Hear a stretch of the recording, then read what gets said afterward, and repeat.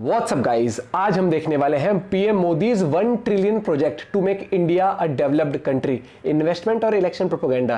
तो वीडियो का टाइटल बहुत इंटरेस्टिंग है, वीडियो उससे भी ज्यादा इंटरेस्टिंग होने वाली क्योंकि गौरव ठाकुर चैनल से है, तो इनकी वीडियो तो वैसी मस्त मजेदार तरीके से फैक्ट से भरपूर और पूरी R&D करके होती है। तो एक चीज मैं कहना चाहता हूँ कि इंडिया भैया बोला है ना 2047 तक विकसित भारत है, डेवलप्ड कंट्री। मैं कह रहा हूँ उससे पहले जगह जो इंडिया अनुमान लगाता है ना, जो भी उससे पहले करके दिखाता है। देखते पूरी वीडियो 1 2 3 गो। प्रधानमंत्री मोदी ने 13 अक्टूबर 2021 को एक ऐसे प्लान को लॉन्च किया जिससे उनका यह दावा है कि हम कुछ ही सालों में चाइना जैसे दुनिया के सबसे बड़े मैन्युफैक्चरिंग जायंट को हरा देंगे। मैन्युफैक्चरिंग जायंट को पीएम गति शक्ति मास्टर प्लान 21वीं सदी के भारत को गति शक्ति देगा। आत्मनिर्भर भारत के संकल्प के साथ हम अगले 25 वर्षों के भारत की बुनियाद रच रहे हैं। दूसरा दावा, let's be honest and face it, developed countries के स्टैंडर्ड्स के हिसाब से इंडियन रोड सक, इंडियन इंफ्रास्ट्रक्चर सक्स, और जब तक हम हमारी खामियां नहीं समझेंगे तो हम ग्रो कैसे कर पाएंगे। आज सारे developed Nations including countries like China का इंफ्रा कुछ ऐसा दिखता है, बहुत गजब लेवल पर है। तो लेकिन इंडियन रोड्स की अगर बात करें तो मैं मुंबई में रहता हूं और घर से बाहर निकलो तो 100 पॉटहोल्स और हजारों गाड़ियां, जिससे होने वाले घंटों का ट्रैफिक जैम। इंडिया का इंफ्रास्ट्रक्चर और city planning one of the poorest in the world है। बट अगेन दावा है कि पीएम गति शक्ति इस प्रॉब्लम को जड़ से फिक्स कर देगा और इंडिया के इंफ्रास्ट्रक्चर को वर्ल्ड क्लास लेवल का बना देगा। इनफैक्ट इस प्लान का तो दूसरा ही नाम पीएम गति शक्ति infrastructural master plan. Next generation infrastructure और मल्टी मॉडल कनेक्टिविटी को इस नेशनल प्लान से गति शक्ति मिलेगी। तीसरा दावा, अगर आप एक बिजनेसमैन हो तो आप जानते ही होंगे कि इंडिया में अपनी एक कंपनी एस्टैब्लिश करना कितना बड़ा टास्क है। मैं खुद 2 स्टार्टअप्स का फाउंडर हूं और मेरे काफी सारे एंटरप्रेन्योर दोस्त हैं। So trust me on that, it can be really very bureaucratic. Company कहां और कैसे खोलनी है, कौन से डॉक्यूमेंट्स चाहिए, किस डिपार्टमेंट से अप्रूवल्स लेना है और कितना टैक्स भरना है, सारे फॉर्मेलिटीज पूरा करने में ही कमर टूट जाती है। बट अगेन दावा है कि पीएम गति शक्ति प्लान के बाद से इंडिया में बिजनेस खोलना काफी ज्यादा आसान हो जाएगा क्योंकि आपको इन सारे सवालों का हल इसी प्लान में मिल जाएगा। सरकार के प्रोजेक्ट्स तय समय सीमा के भीतर पूरे हो, इसके लिए ये गति शक्ति नेशनल वो नहीं है कि लटके हुए एक साइड में जानकारी और सटीक मार्गदर्शन करेगा। So is it truly going to be a big game changer for India? Well, असलियत में जिस गति शक्ति योजना के ऊपर गवर्नमेंट इतने बड़े बड़े दावे कर रही है, वो गति शक्ति तो बस एक मैप बेस्ड डिजिटल प्लेटफॉर्म है, यानी कि गूगल मैप जैसा एक ऐप। तो अब सवाल यह आता है कि इतने टॉल क्लेम्स गवर्नमेंट आखिर कैसे पूरा करेगी? क्या ये प्रैक्टिकल भी है या बस हवाई बातें हैं? क्या इस एक प्लान से इंडिया चाइना को वाकई में हरा पाएगा या ये बस एक इलेक्शन प्रोपेगेंडा है, जैसे पहले भी बहुत बार कहा गया है कि मुंबई को शंघाई बना देंगे, so on and so fourth. Well, इसके लिए ना हमें सिर्फ बातों पर नहीं बल्कि इसके प्रैक्टिकलिटी को एकदम अनबायस्ड और रैशनल नजरों से देखना होगा कि इस प्लान का विजन क्या है, ये प्रैक्टिकली एग्जीक्यूट भी हो पाएगा कि नहीं, अगर हाँ तो कैसे, और वो कौन सी स्ट्रैटेजीज है जो प्रपोज किए गए हैं जिससे रूट लेवल पर इंडिया के बिजनेस सेक्टर और इंडिया के इंफ्रास्ट्रक्चर को बेहतर बनाना। सो चलो let's find it out and I highly recommend friends, जो भी बिजनेस कर रहा है या करना चाहता है वो तो इस वीडियो को जरूर अंत तक देखें, क्योंकि इसमें हम आम भारतीयों को गति शक्ति कैसे फायदा देगा ये तो समझेंगे ही, बट इससे बिजनेसेस को क्या यूनिक बेनिफिट्स मिलेंगे इसे भी हम डिटेल में समझेंगे।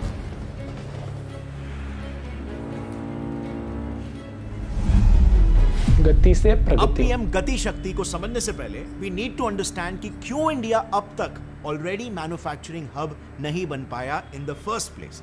वो कौन से प्रॉब्लम्स है जिस वजह से अब तक इंडिया में बिजनेस करना या एक कंपनी खोलना बहुत ही डिफिकल्ट है as compare to some other country like America. So well, इसके पीछे ना 2 बहुत ही मेजर प्रॉब्लम्स हैं। पहली प्रॉब्लम है बिजनेस सेटअप करने का प्रॉब्लम। बेसिकली अगर आप एक मैन्युफैक्चरिंग स्टार्टअप चालू करना चाहते हो या सोच रहे हो तो आपके आगे ये 4 मेजर चैलेंजेस आएंगे।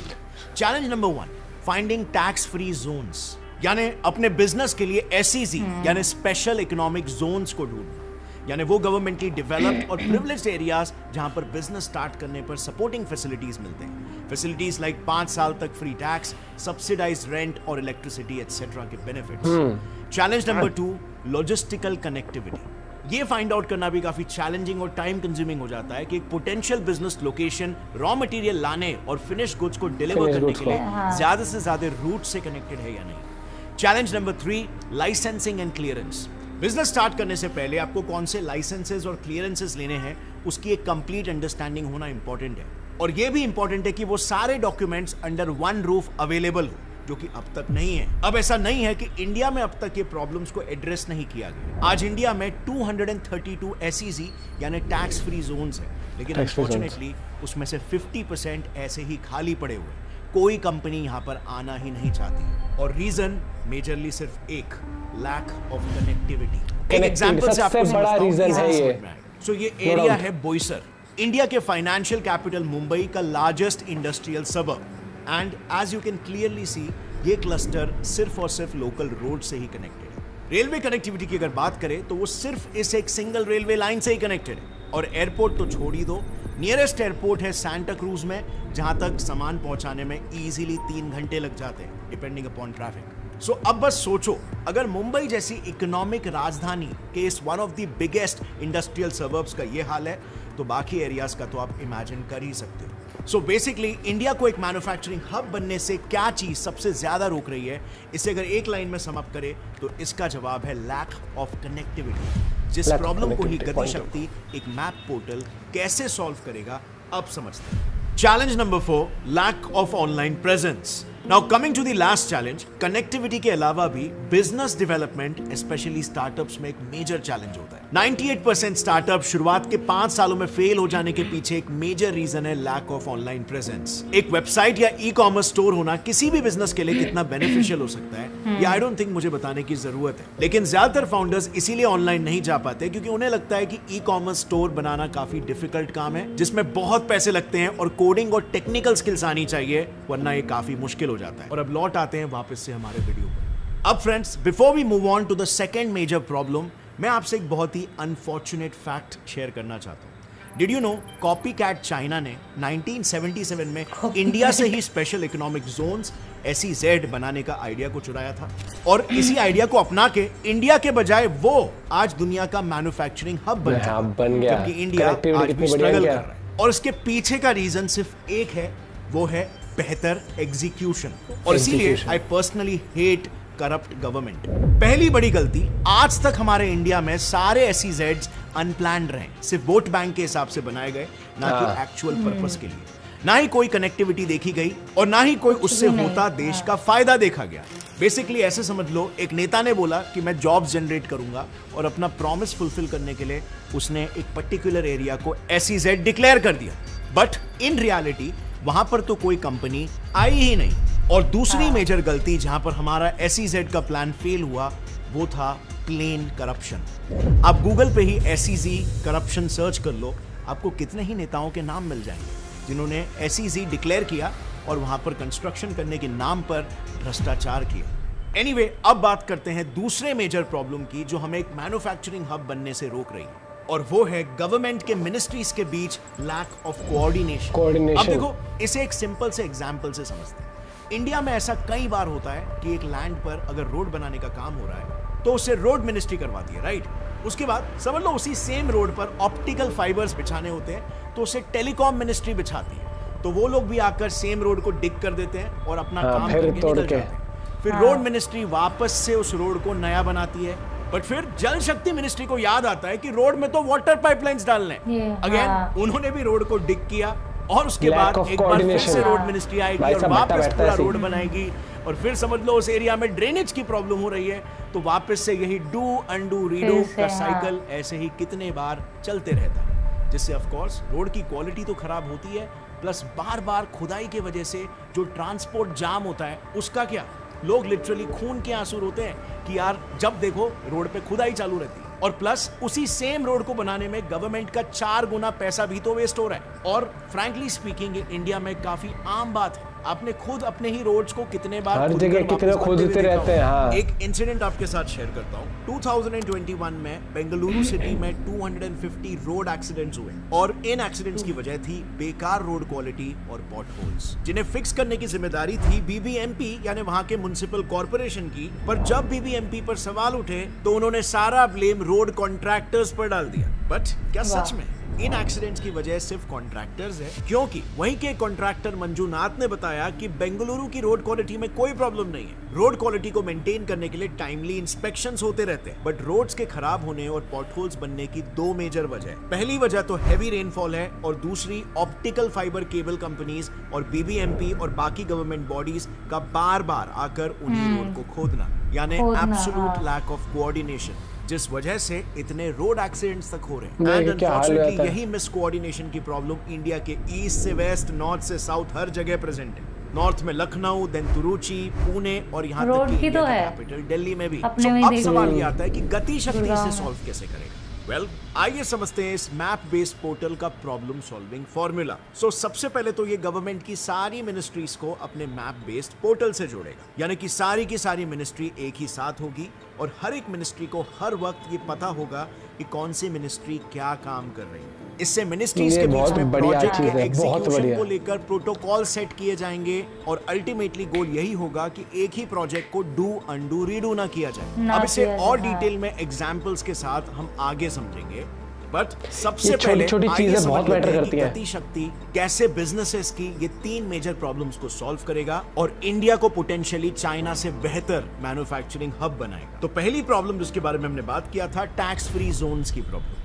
एक बिजनेस के लिए उसके इनिशियल फेज में कैपिटल सबसे ज्यादा इंपॉर्टेंट होता है, लेकिन जैसे हमने पहले जाना था एसईजी में 5 साल के लिए 0 टैक्सेस होते हैं और प्लस सब्सिडीज भी मिलती है, तो इनिशियल कैपिटल इन्वेस्टमेंट बहुत ही कम हो जाता है और इसीलिए राइट एसईजी एरियाज को ढूंढने में आपकी मदद करेगा पीएम गति शक्ति पोर्टल, जिसपे जाकर आप आपके डिजायर्ड लोकेशन पर जहां आपको बिजनेस स्टार्ट करना है उस एग्जैक्ट स्टेट, डिस्ट्रिक्ट और तालुका का सिलेक्शन कर सकते हो। फर्दर इस पर आपको आपकी जरूरत के हिसाब से लैंड रिक्वायरमेंट यानी कितनी बड़ी लैंड चाहिए इसे फिल करने का तक ऑप्शन मिलेगा और ये रिक्वायरमेंट भरते ही आपके सामने वो सारे टैक्स फ्री एरियाज हाईलाइट हो जाएंगे जो आपकी रिक्वायरमेंट को सूट करते हैं। अब ऑफ कोर्स बिजनेस के लिए सिर्फ लैंड ही काफी नहीं है, उसके बाद आ जाता है सेकंड चैलेंज जो है लॉजिस्टिकल कनेक्टिविटी का चैलेंज, और तभी आप रॉ मटेरियल ला पाओगे और फिनिश प्रोडक्ट जल्दी काम से पहुंचा जल्दी इजी कनेक्टिविटी हो जाएगी। आपकी इस प्रॉब्लम को भी सॉल्व करेगा, जहां पर आप सिलेक्टेड एसईजी एरिया में कौन-कौन सी कनेक्टिविटी और सर्विसेज अवेलेबल है ये क्लियरली देख पाओगे। जैसे फॉर एग्जांपल नेशनल और स्टेट हाईवे से आपका सिलेक्टेड बिजनेस लोकेशन कितना दूर है और वहां पर इलेक्ट्रिक लाइंस, वाटर बॉडीज और पेट्रोलियम पाइपलाइंस की अवेलेबिलिटी कितनी दूर है। और एक बार आपके ये दोनों चैलेंजेस क्लियर हो गए, देन आपके स्टार्टअप का तीसरा सबसे बड़ा चैलेंज जो है अपने बिजनेस के लिए लाइसेंस और क्लियरेंस सर्टिफिकेट्स पाना, ये भी गति शक्ति पोर्टल के थ्रू आप पहले ही जान जाओगे कि आपको आपके पर्टिकुलर बिजनेस के लिए किस डिपार्टमेंट से कौन सा लाइसेंस और क्लियरेंस निकलवाना है। And this in my opinion सबसे फ्रस्ट्रेटिंग स्टेप होता है।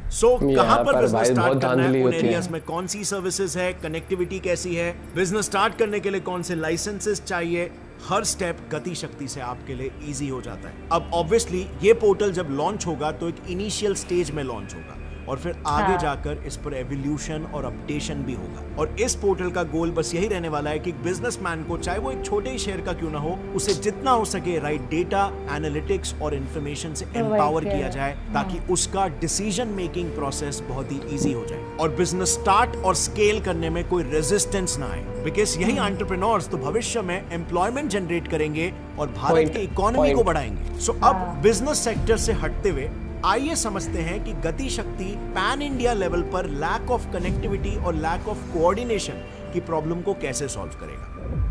तो देखो, अब तक ना इंडिया को एक मैन्युफैक्चरिंग हब बनाने के लिए 5 मिनिस्ट्रीज अपने अपने लेवल पर प्रोजेक्ट्स चला रहे हैं। जैसे सबसे पहले है मिनिस्ट्री ऑफ रेलवेज, ये करंटली फ्रेट कॉरिडोर प्रोजेक्ट पे वर्क कर रही है जो इंडिया के मेजर मैन्युफैक्चरिंग हब्स को रेलवे के थ्रू जोड़ेगा। सेकंड है ministry of road transport and highways, जिसका एक्सक्लूसिव फोकस है भारतमाला परियोजना। जो प्रोजेक्ट एक बार पूरा हो गया तो इंडिया के सारे मैन्युफैक्चरिंग हब्स को एक हाईवे कनेक्टिविटी मिल जाएगी, जिससे ट्रांसपोर्ट जो कि लाइफलाइन है टाइम एंड कॉस्ट इफेक्टिव भी हो जाएगा। थर्ड मिनिस्ट्री है मिनिस्ट्री ऑफ पोर्ट्स। इनका 2015 में शुरू हुआ सागरमाला प्रोग्राम इंडिया में पोर्ट लेड डेवलपमेंट कर रहा है, जो माइनर पोर्ट्स को मेजर पोर्ट से कनेक्ट करेगा और मेजर पोर्ट्स को मैन्युफैक्चरिंग हब से। क्योंकि करंटली सिचुएशन ऐसी है कि छोटी फ्रेट शिप्स और बड़ी फ्रेट शिप्स दोनों मेजर पोर्ट्स पर ही अपने गुड्स को अनलोड करती है, जिससे शिप्स का वेटिंग टाइम बढ़ जाता है। बट ये प्रोजेक्ट पूरा होने से फ्रेट ट्रैफिक कम हो जाएगा और इवेंचुअली लॉजिस्टिकल कनेक्टिविटी और बढ़ जाएगी। फोर्थ मिनिस्ट्री है मिनिस्ट्री ऑफ सिविल एविएशन। ये करंटली उड़ान प्रोग्राम पे काम कर रही है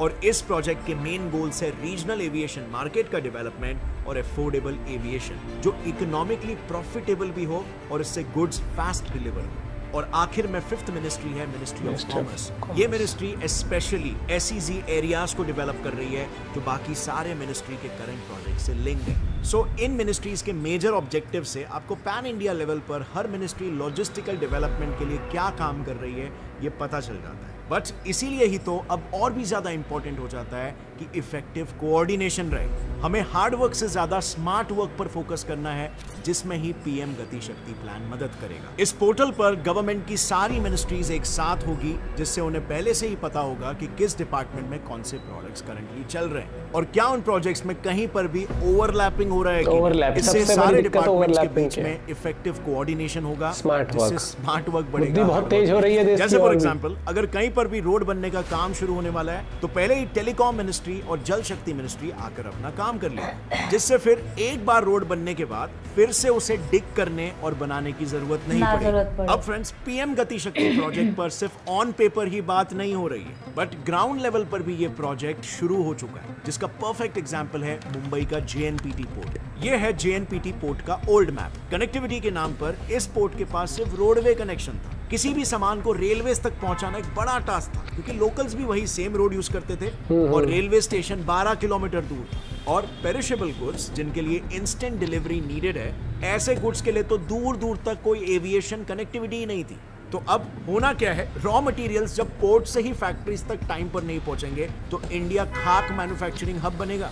बट गति शक्ति ने जेएनपीटी का मैप पूरी तरह से बदल दिया। इस पोर्टल के थ्रू सारी मिनिस्ट्री साथ आई और उन्होंने प्लान आउट किया कि कैसे कोलैबोरेटिवली इस प्रोजेक्ट पर वर्क करके वो इस एरिया को डेवलप कर सकते हैं। और इसका रिजल्ट, जेएनपीटी के मैप का सबसे पहला चेंज, डायरेक्ट रेलवे कनेक्शन, यानी भारी कंटेनर्स को बाय रोड 12 किलोमीटर दूर रेलवे स्टेशन तक पहुंचाने की कोई टेंशन नहीं। और अब ये रेलवे रूट जेएनपीटी को जसाई रोड से होते हुए वेस्टर्न फ्रेट कॉरिडोर तक कनेक्टिविटी दी। यही चीज तो गति मैटर शक्ति के करती चलते है। अब जेएनपीटी सिर्फ लोकल रोड से ही नहीं, 2 स्टेट हाईवेज और एक नेशनल हाईवे से भी कनेक्टेड है। और हाँ, जेएनपीटी ऑलरेडी एक मेजर पोर्ट था और इसीलिए गति शक्ति ने इस पोर्ट को सागरमाला प्रोजेक्ट के साथ जोड़ा, जिससे अब ये मेजर पोर्ट कई माइनर पोर्ट से कनेक्टेड हो गए। इंटरकनेक्टिविटी अच्छी हो जाएगी ना। के ट्रांसपोर्ट के लिए अब इस पोर्ट के पास एविएशन भी अवेलेबल। लाइफ स्पैन ज्यादा रहता है इनका। इंटरनेशनल एयरपोर्ट जो पोर्ट से लगभग बस 15 किलोमीटर की दूरी पर है। इससे होगा ये, जेएनपीटी से बाय रेलवे गुड्स एयरपोर्ट के नियर बाय स्टेशन पर पहुंचेंगे और वहां से बाय रोड एयरपोर्ट तक, और एयरपोर्ट से कुछ ही घंटों में गुड्स इंडिया के किसी भी कोने में पहुंच जाएंगे। सो अब जब जेएनपीटी के पास रोडवेज, रेलवेज, वाटरवेज और एविएशन, ये चारों तरह की कनेक्टिविटी मौजूद है, तो इसका एक एक्चुअल स्पेशल इकोनॉमिक जोन बनना काफी ऑब्वियस हो जाता है। और यही एग्जैक्टली हुआ भी। इन सारी कनेक्टिविटीज और सर्विसेज को देखने के बाद कॉमर्स मिनिस्ट्री ने जेएनपीटी के 5 किलोमीटर रेडियस वाले पूरे एरिया को एसईजेड डिक्लेयर कर दिया, जिससे जेएनपीटी में currently automobile, electrical, electronic, engineering, food processing और फार्मा जैसी इंडस्ट्रीज ऑलरेडी खड़ी हो चुकी है, जो टैक्स फ्री ट्रेड का पूरा फायदा उठा रहे हैं। एंड यस, जेएनपीटी को एक मैन्युफैक्चरिंग हब बनाने में फुल कंट्रीब्यूट कर रहे हैं। सो बिल्कुल ऐसे ही गति शक्ति प्रोजेक्ट इंडिया में और भी मैन्युफैक्चरिंग हब्स बनाने और की तेजी से in the near future India एक मैन्युफैक्चरिंग हब के तौर पर पोजीशन हो सकता है। सो मेरी राय में ये एक बहुत ही अच्छा स्टेप है और प्रैक्टिकली भी ये एग्जीक्यूट हो सकता है। मतलब स्ट्रेटेजिकली जिस तरीके से प्लानिंग ले की गई है, जो टैक्टिक्स डेवलप किए गए हैं, जो प्रैक्टिकलिटी देखी गई है, प्रूफ ऑफ कॉन्सेप्ट्स एस्टैब्लिश किए गए हैं, मुझे लगता है this is very much practical और इस पर काम ऑलरेडी गेम चेंजर हो गए, गेम चेंजर कई जगहों पर दिखाई दे रहे हैं। बट क्या सिर्फ इस पॉलिसी की वजह से इंडिया चाइना को टक्कर देकर उसे बीट कर पाएगा, ये तो वक्त ही बताएगा। इस पर मैं आपकी राय जानना चाहता हूँ। आपकी क्या राय है नीचे कमेंट सेक्शन में शेयर करना। और अगर आपको लगता है कि नहीं, चाइना तो I would also बहुत love to listen. Advance China देखो प्लान तो इंडिया ने हमेशा से किया, लेकिन उसको कभी एग्जीक्यूट नहीं करा। जैसे अगर हम बात करें, चाइना और इंडिया एक टाइम पर भैया कहाँ थे, दो बराबर ही थे, लेकिन चाइना हमसे बहुत आज हमारे बाद में रिपब्लिक हुआ था वो, और वो हमसे आगे इसलिए निकल गया क्योंकि उन्होंने विजन जो लिया वो इम्प्लीमेंट करा। जैसे एग्जांपल, हम हथियार इंपोर्ट कराते रह गए, वो बना के बेचते चले गए, मैन्युफैक्चरिंग पे अपनी फोकस किया, टेक्नोलॉजी पे। हमारा पैसा जो था थोड़ा बहुत लोगों का टैक्स से जो भी आता था, हमारा खर्च होता था बाहर से इंपोर्ट कराने में, चीज़ें इंडिया में लाने में। उन्होंने अपनी चीज़ खुद बनाई और बाहर बेची। चाहे उन्होंने मैन्युफैक्चरिंग हब बनाया अपने आप को, फैक्ट्रीज लगाने के लिए पूरा, जिस जगह था ना ये स्पेशल इकोनॉमिक जोन, इस तरीके के उनके पास इंडिया के आइडियाज वो लेके वो डेवलप कर गए। और आज आप देखते हो इंडिया की हालत ऐसी है कि कॉलोनीज ऐसी हो गई है कि भीड़ सड़क, जहाँ गाड़ी तक खड़ी नहीं कर सकता इंसान। अब मैं तो आज की बात नहीं करता, अगर आप पुराने टाइम में मुंबई या गांव भी देखोगे, आप मुंबई हो गई, यूपी देखोगे, हरियाणा देखोगे, पंजाब देखोगे, गलियां ऐसी होती है आप गाड़ी लेके नहीं जा सकते हो। और मान लो अगर गाड़ी जा रही है तो दूसरी गाड़ी उससे निकल नहीं सकती है भैया, ऐसे ऐसे हालत थी, प्लान्ड नहीं था कुछ भी। ऐसा लगता है कई जगह तो ऐसे है कि गड्ढों के बीच में थोड़ी सी सड़क आ गई, सब जगह अनप्लान चल रहा है। लेकिन अब जिस तरीके से, जैसे ये जो प्रोजेक्ट हो गया, ये जो वेबसाइट होगी, इसके सबसे अच्छी बात ये लगी मुझे, अगर मैं बात करूं, एक ही सड़क को खोद के इतना नाश करता है, कमाई का साधन बना रखा था कि भैया वो जो कॉन्ट्रैक्टर थे क्या थे, 5 साल का ठेका मिला है उनको ही मिला था कि 5 साल का है, कुछ गड़बड़ होगी, टूटेगा तो आप ही रिपेयर करोगे। वो बनाते ही ऐसा था कि टूटता ही रहे। जुर्माना भी लगना चाहिए मुझे लगता है इससे। और ये जो कनेक्टिविटी आई है ना कि रोड ट्रांसपोर्ट से लेकर जल, वो जितने भी ये सारे अपने डिपार्टमेंट्स हो गए, ये सारे इंटरकनेक्टेड रहेंगे। कोई रोड बन रहा है, फैक्ट है कि बनती है, जैसे कोई ना कोई, जैसे देते किसी काम के लिए हुआ था कि अभी इसमें ही रह गया, हाँ ये रह गया फिर खोदो, वो रह गया फिर खोदो। तो यही चीज़ है। और आगे जाकर कितना इजी हो जाए, किसी को अगर कंपनी अपनी स्टैब्लिश फैक्ट्री लगानी तो उसको ये पता होगा कि ये वाला जोन है, यहाँ पर हम लगाएंगे तो हमें हर एक चीज़ की सुख सुविधाएं है, कनेक्टिविटी। क्योंकि आप बता दो, आप बढ़िया से बढ़िया सामान बनाओ, लेकिन उसको पहुँचाने में आपको टाइम लग रहा हो, डिमांड को फुलफिल करने में टाइम लग रहा हो, तो वो कहीं ना कहीं हम करता हो। पेरिशेबल गुड्स अगर आप बना रहे हो, जैसे मान लो ब्रेड बनाते हैं कोई खाने के लिए, या तो वो उनकी लाइफ स्पैन इतनी होती है कि टाइम पर पहुँचे तो थोड़ा सही रहता है। सब्जियाँ हैं लग रही हैं फैक्ट्रीज में, अगर वो पैक करी जा रही है बढ़िया तरीके से, वो पहुंचानी है, क्योंकि आजकल ये ट्रेंड भी चल गया ना, आजकल सब जोमेटो इन सब से मंगाते हैं, तो फैक्ट्रीज से ही चीज़, मशरूम ये सब पैक होती हैं, तो वो इस तरीके से वहाँ पर भंडार लगेगी, वो पैक और जल्दी से जल्दी पहुंचेंगी, तो फ्रेश भी रहेंगी, हर एक चीज़ रहेंगी।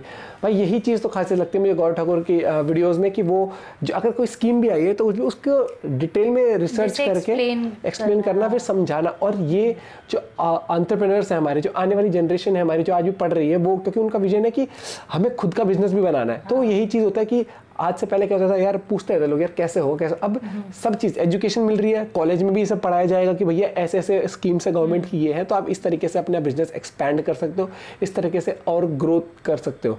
तो बहुत बढ़िया वीडियो थी, एंड आई एम श्योर काफ़ी लोगों को बहुत कुछ पता लगा। और अगर आपके कोई नोन भी है जो एंटरप्रेन्योर है, जिनको आगे जाके इस तरीके से, तो उनके कितना बेनिफिट होगा, तो ये भी आप शेयर भी कर सकते हैं इन्फॉर्मेशन। तो भाई मिलते हैं आप लोगों से वीडियो के साथ, अपना पॉइंट ऑफ व्यू भी जरूर बताइएगा। जय हिंद, जय भारत।